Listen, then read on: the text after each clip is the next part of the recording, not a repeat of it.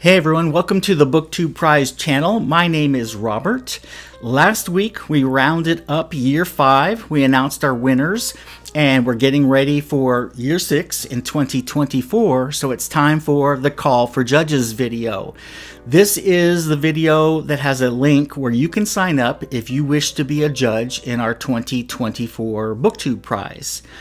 Let me explain a little bit about the way it works and what it means to be a judge for the BookTube Prize, and so you can make a decision about whether you would like to take part or not. This is a complete volunteer organization. No one gets paid. You are on your own to find copies of the books that you're assigned. So be aware that you're going to have to either find them from the library or borrow them or get audiobooks or buy them. But we don't have the resources to send 200 judges copies of books throughout the year. So you have to find your own copies of the books. The way the prize works is in January, I send all the judges a list of nominated titles, usually between 75 and 100 titles in each division, fiction and nonfiction. And you have a couple of weeks to research the ones that you don't know anything about, and you can vote for the ones that you believe should be in the competition field. So you can vote for up to 20 titles. You don't have to have read them, but if you read some reviews and look at the reception online, you can make a decision about which ones you think might make good competitors in our field for next year. And then in February, we start round 1. The way it works is each book is put into a group of 6. So if you signed up for the fiction division, you'll get 6 works of fiction. You have 2 months to read them and to rank them 1 through 6. You don't have to write any comments. You don't have to assign any grades. All you assign is a ranking 1, 2, 3, 4, 5, or 6. 1 is the best. 6 is your least favorite. The software won't allow you to assign a tie to any of them. You have to choose one book for each of those 6 ranking slots. That's all it is in terms of the voting. What we ask you to do, however, is not to review any of the books that you're currently judging, either online, on Instagram, or on Goodreads, or anything else, until the round is completely over and I've announced the results of that round. And at that point, then we encourage you to go online, especially if you're on YouTube, and do reviews of the books that you read. That's half the fun, is seeing how the other judges viewed the books in that group. And then what we do is I compile all the rankings from all the judges in your group, and I won't tell you who else is judging your group because I don't want you all to discuss the books during the judging process. That way every judge makes up his or her mind independently and isn't influenced by anybody else's opinions.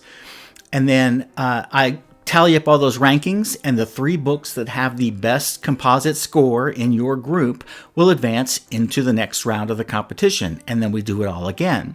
And so we go through 4 rounds of competition. The first round, what we call the octofinals, because there are 8 groups of books, happen in February and March.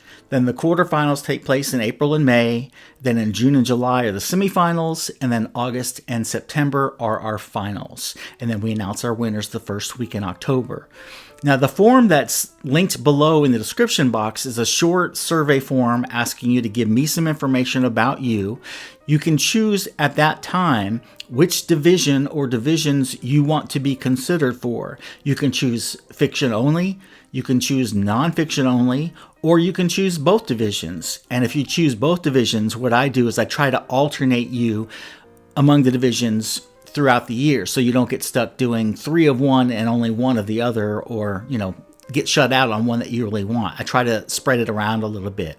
But be aware that we always have more fiction judges than nonfiction judges. So if you want to up your chances of getting picked to judge a round, nonfiction gives you better odds than fiction because there are just fewer nonfiction judges. And that's really the only commitment. What I do ask you, however, is that you don't talk to other judges while you're currently reading books, while you're judging. And I also ask you to not accept a ballot if you're not 100% sure that you're going to be able to fulfill that commitment for those 2 months. Unfortunately, every year, almost every single round, I have a judge or 2 or more who just never turn in rankings, and I never hear from them again. They don't write me to tell me there's a problem. They don't write to me asking me to find a substitute for them, which I can do if they give me enough notice. They just disappear, don't respond to my emails, and don't turn in rankings and basically leave us in the lurch. Please don't be that judge. That's just irresponsible. If you aren't sure if you can fulfill a certain round, don't accept a ballot for that round. We have lots of people who want to judge every round. And so be 100% committed for the rounds that you choose to judge. Now, on the form you're filling out now, I'm not asking you to commit to any certain rounds at this point. We do that round by round during the year. 2 weeks before each round starts, I will send an RSVP email to the entire judge pool and say, do you want to be in the judge pool for round 1 or round 2 or whatever round it is? And it's a complete opt-in system. If I don't hear from you, you're not going to be considered for that particular round. That's fine if you don't intend to judge for that round. But if you want to judge for that round, you must send in the RSVP saying, yes, please put me in the pool for this round. That doesn't guarantee you'll get chosen for a ballot. We have a set number of judges in each group in each round, and if we have more judges RSVP than we have slots for, some judges will, by random chance, be assigned to a standby list, and I will use those judges if somebody says, oh, I can't do it after all, please find a sub for me. And that happens pretty frequently, and I'm okay with that as long as it happens in the first week of each round.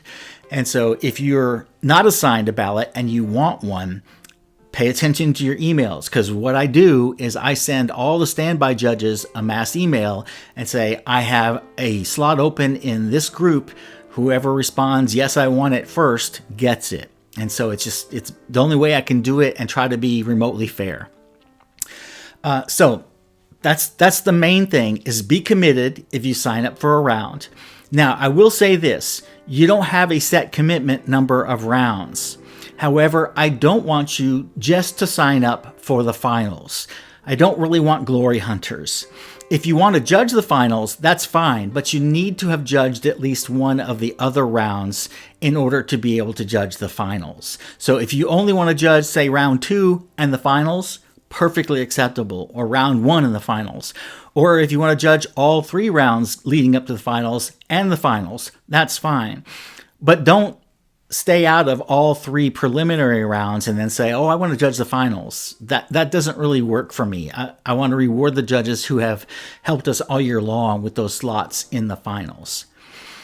Other than that, I can't think of a whole lot else other than I will keep you posted by email through our software plan 100 million times what deadlines are. The last week or so of each round, I start sending out frantic emails. Where's your ballot? Where's your ballot? Where's your ballot? Until I get everyone. So I will keep you posted by email for almost everything you need to know. And you can always reach me by email if you have any questions, especially if you're new and you're a little confused about the process. That's perfectly fine. Please reach out and ask me. The only other thing I want to tell you is please, please, please, if you haven't already, subscribe to the channel and hit that bell notification button. Every year I get an email from a want-to-be judge or a judge saying, oh, I didn't get that announcement, I missed it. It can slide through, even if you're subscribed to the channel, it can get lost in your subscription list if you don't hit that bell notification. That way, you'll be sure to be notified every time I post a video. And if you follow this channel, you know I don't post a lot of videos throughout the year. So I'm not going to beat you over the head with a lot of videos. But please do hit that bell notification so you get a notification every time I post a video so you won't miss it. And the last thing, please send this video link to as many of your reader friends as you think might be interested so we can get them involved before the end of the year. I'll leave this sign up form open until the end of December. But once the end of December hits, I will close it off, and you can't judge in 2024 if you come to me in the middle of January, because we've already started setting up judge pools and things like that. You have to sign up by the end of this year. Okay, I think that's enough information for this. The link is in the description box. It's a short form, but please read the instructions on it carefully and fill that out. and I will get back in touch with you with more information once you've signed up. Please share it with your friends, and I'll be back in touch with you in January with your New Year's present of the list of books that you can vote for, and then we start February 1st for year 6. I'm excited. I hope you are.